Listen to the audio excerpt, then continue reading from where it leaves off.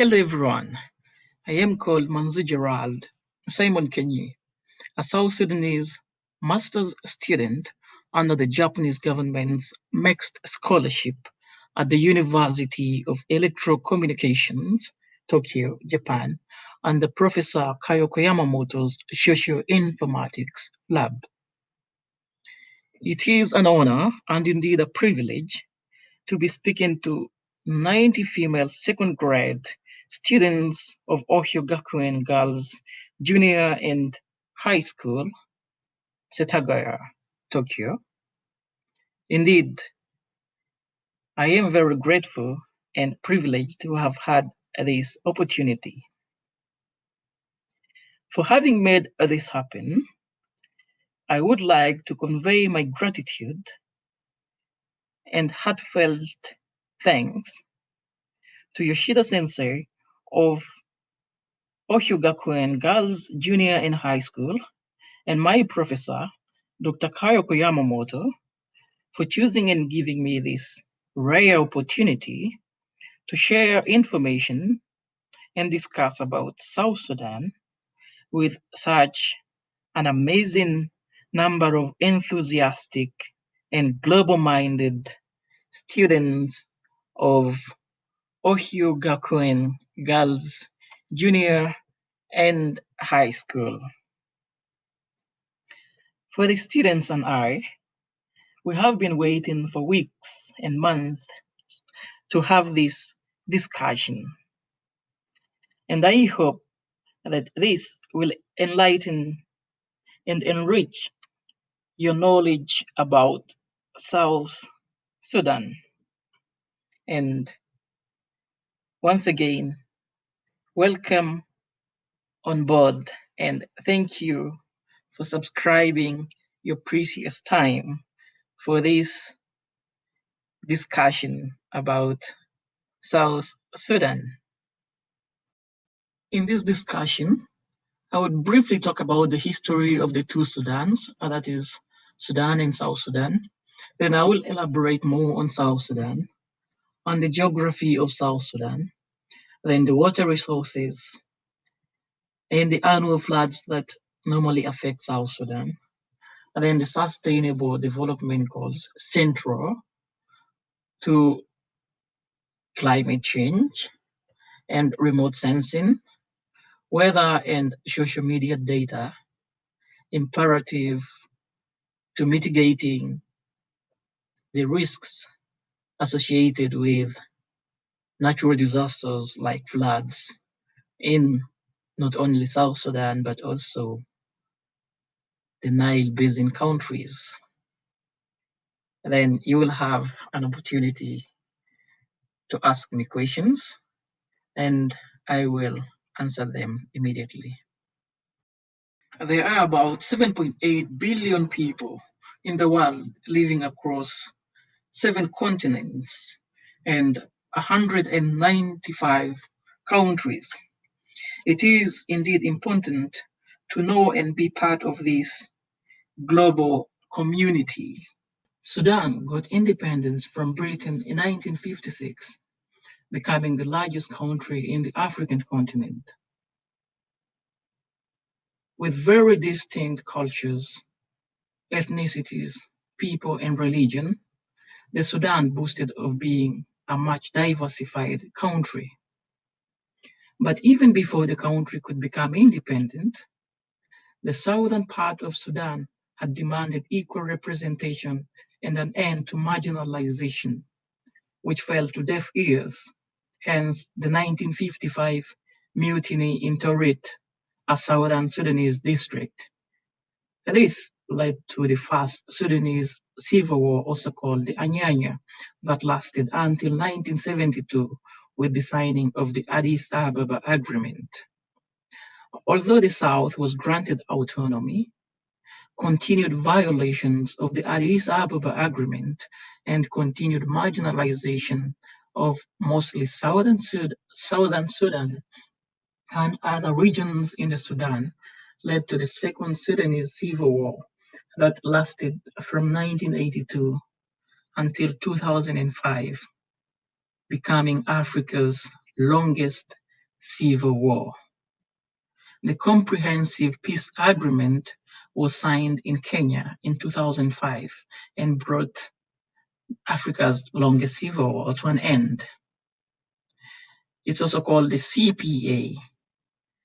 It guaranteed a referendum for Southern Sudan to be part of a unified Sudan or secede and become a new country.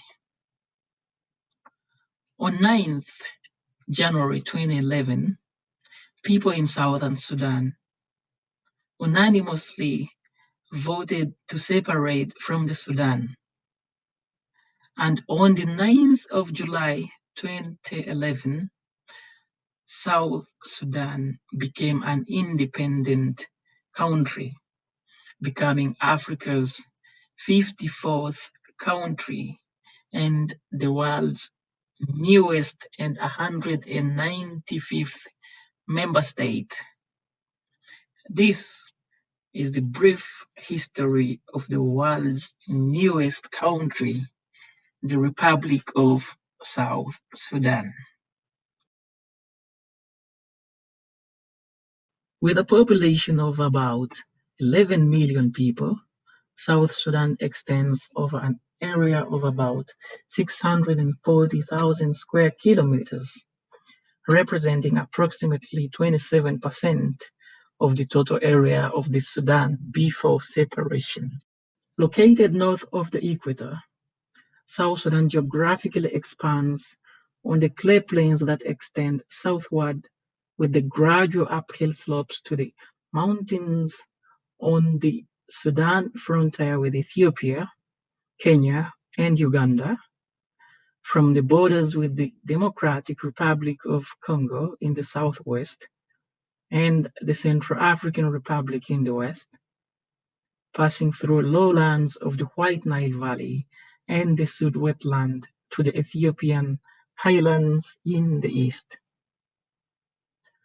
Altitudes in South Sudan range from 600 to 3,000 meters above sea level. Most of South Sudan has a subhumid climate with two seasons. The rain season from April to November with an average temperature of 20s, and the dry season from November to March with an average temperature of mid-30s. Although South Sudan may be known for being an oil-rich country in sub-Saharan Africa, South Sudan also has very rich water resources. Much as the River Nile is considered as Egypt's lifeline, it is equally important to the South Sudanese people as it is to any other country along the Nile basin. The White Nile cuts through South Sudan from the south to the north before meeting the Blue Nile from Ethiopia in North Sudan. But within South Sudan, the White Nile has a number of tributaries, majorly the Sobat River and the River Pibor. The waters of the Nile and its tributaries are important to both the agricultural and pastoralist communities living along these rivers. A number of strategic towns, including the capital of South Sudan, Juba, are located along this famous river and its tributaries. As the White Nile leaves the South Sudanese capital, Juba, it pours more than half of its waters into the Sud wetland. And according to UNESCO, the Sud wetland, with an estimated area of approximately 57,000 kilometers squared, represents one of the largest freshwater ecosystems in the world. The size and extent of the Sud wetland depends on the seasons of the year. During the dry season, it gradually reduces to about 42,000 kilometers squared. During the wet season, it roughly doubles to over 90,000. The Sud is sustained by the flow of the White Nile, in addition to rainfall runoff from its surrounding areas. Yet it is a scenic landscape of exceptional natural beauty. The Sud is strategically located. The White Nile dissipates northwards from Juba across a shallow depression to produce a network of channels, lagoons, and inundated areas which harness the nutrients of the underlying clay soils. At the same time, this makes the Sud almost impassable. Patterns of flood inundation heavily influence the Sud's vegetation, which consists primarily of permanent swamps, rivers, and rain-flooded grasslands and floodplain woodlands. These habitats exhibit strong environmental gradients with pronounced short and long-term variations in biomass production and distribution. It is internationally recognized for its unique ecological attributes that include various endangered mammalian species, antelope migrations, migratory birds, and large fish populations. At least every year, 1 million antelopes converge on a vast savanna east of the Nile, and they move from Ethiopia to South Sudan and from South Sudan to Ethiopia. This mass movement of two species, mainly the tiang and the white-eared kob, rivals the wild beast herds of the Serengeti as the biggest migration of land animals in the world. Although the Sud wetland acts as a natural absorber of excess water from the White Nile and its tributaries, it cannot entirely prevent flooding in South Sudan. In the year 2019 and 2020, South Sudan has witnessed unprecedented flooding levels. In October 2019, Pibor, a town along the Pibor River, a tributary of the White Nile, was totally submerged under flood waters with dire humanitarian conditions.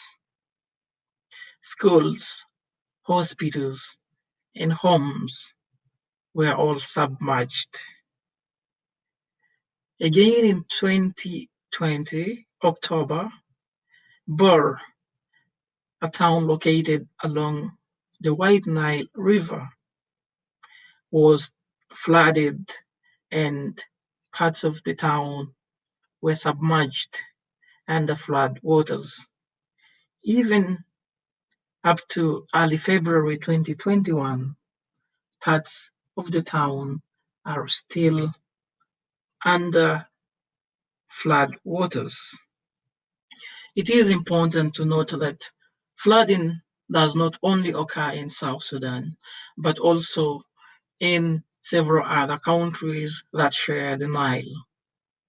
For example, the levels of Lake Victoria in Uganda have been increasing as of 2019, and it led to flooding in Kenya and Uganda. At the same time, last year in 2020, Sudan witnessed unprecedented flooding levels at the same time with South Sudan. Flooding swept over buildings and residential areas in the Sudanese capital of Khartoum. Also, flooding occurs in Egypt and Ethiopia. So annually, at least the Nile River floods and causes dire humanitarian situations in the Nile Basin countries. This, therefore, is an annual humanitarian situation that needs lasting solutions. To be able to combat issues of global importance like climate change, which actually causes a lot of unprecedented flooding along the Nile Basin countries, and also to promote ecosystems and halt the loss of biodiversity, like the Sud wetland, which is very important not only to South Sudan, but also to the region, the continent, and the world at large. The United Nations designed the 17 Sustainable Development Goals to act as a blueprint for all of us to achieve a world that we all dream of. The United Nations Sustainable Development Goal number 17 calls us to strengthen the means of implementation and revitalize the Global Partnership for Sustainable Development. And it is indeed our role as global citizens and the governments to work together to reach these universally desired goals. Conclusively, in relation to the implementation of the Sustainable Development Goals, here at the Kyoku Yamamoto Research Lab, that is based on social informatics. It focuses on the utilization of remote sensing, geographical information systems, and weather data and the use of social media data to mitigate the risks associated with natural disasters like flooding. Personally, my research is based on exploring social media data, particularly flood-related data posted on Twitter, and determining the usefulness of such information to increase synergies between the different partners working together before, during, and/or after floods in South Sudan. I therefore believe that as we collectively continue to implement the Sustainable Development Goals, the dream for the world to be a better place for everyone is within our reach. Last but not the least, I would be so biased if I do not talk about Japan's contribution towards the realization of the Sustainable Development Goals. Much as South Sudan has had internal conflicts after its independence, the country is finally getting back towards tranquility, and it wouldn't have been possible without the generous support and tireless contributions of the Japanese people. Through the United Nations peace forces in South Sudan, the government of Japan deployed ground self-defense forces to help in the realization and stabilization of peace in South Sudan in 2017. To this day, Japan remains one of South Sudan's major contributors towards realization of peace and also as a development partner, with a number of projects that have been implemented in South Sudan and others are still being implemented. As a supporter and a developmental partner, Japan International Cooperation Agency, that's JICA, has been doing a number of activities, not only in South Sudan, but also many different African countries. But for today, I will focus on South Sudan. One of the projects that is currently being implemented, actually two of the projects are a clean water project in the capital of Juba that will be in position to help thousands of homesteads get access to clean drinking water. At the same time, JICA is also constructing a second bridge across the White Nile in Juba, South Sudan.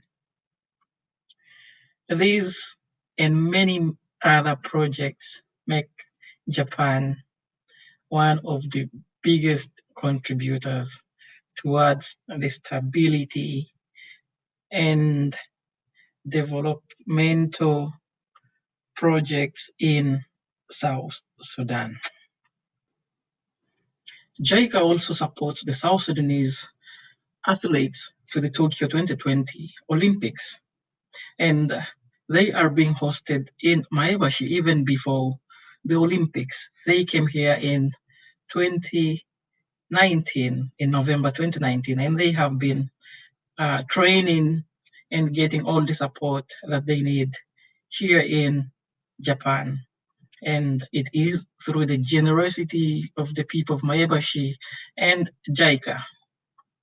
At the same time, in the continent of Africa, the government of Japan continues to offer a number of scholarships. And that is why I am pursuing my master's here in Japan. So the Japanese government is doing a lot towards the realization of the sustainable development goals. And it is my wish that I will be a bridge between Japan and not only South Sudan, but also Africa and the globe. And today, as I talk and discuss with you, I commend all of your efforts in continuing your pursuit for global enthusiasm. With this spirit, the next generation, who are you, has so much to offer to the globe. Thank you, and thank you all.